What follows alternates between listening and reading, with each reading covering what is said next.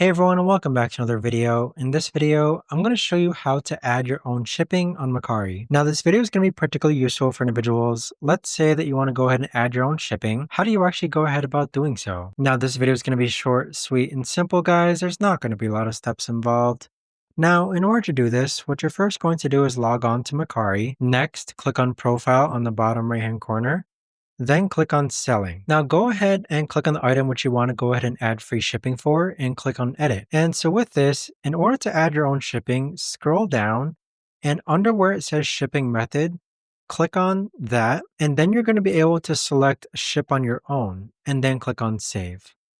And so with that, click on Update and there you have it. But that right there, guys, is the best and easiest way that I know of to actually go ahead and add your own shipping on Mercari. If you guys know of a better or easier way to actually do this, let me know in the comments down below. I would love to know. Thanks so much for watching everyone, and I'll see you guys all in the next video.